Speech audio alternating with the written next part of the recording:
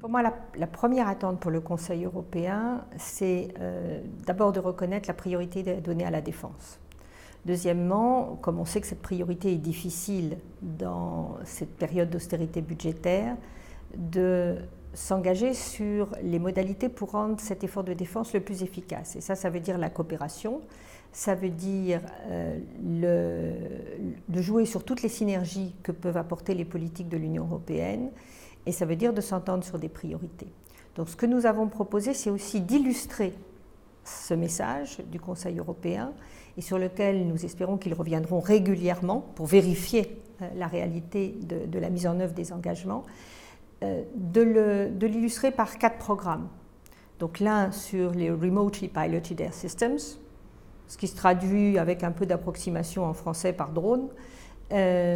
Deuxièmement, sur l'espace, les satellites de communication, la cyberprotection, la cyberdéfense et le ravitaillement en vol.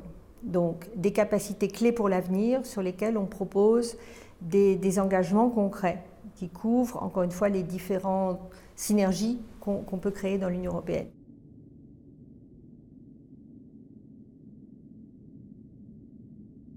La question de la décroissance des budgets de défense est une question évidemment cruciale.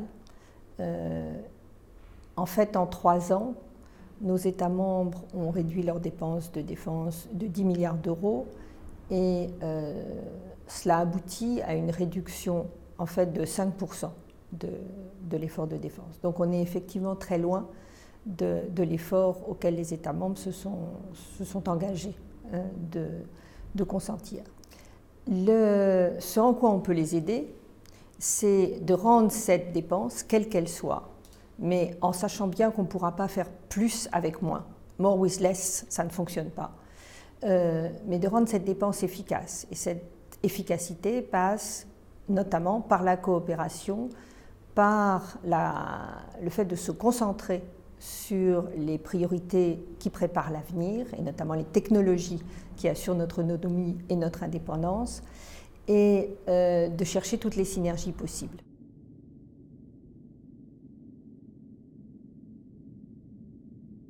Je pense que pour l'industrie de défense, le Conseil européen vient à un moment quasiment d'urgence absolue.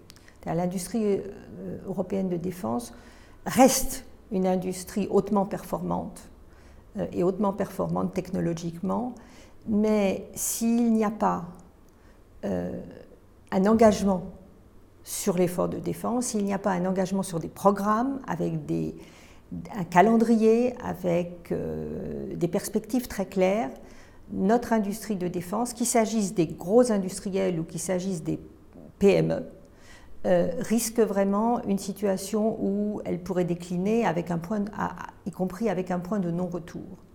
Donc c'est un moment vraiment clé pour l'industrie de défense où il y a besoin, encore une fois, que les chefs d'État et de gouvernement, à leur niveau, définissent une priorité pour la défense, définissent leur engagement sur des programmes et définissent aussi des incitations qui permettront d'investir et encore une fois de trouver toutes les synergies possibles en matière de programmes, en matière d'investissement, donc qui permettent à notre industrie de survivre.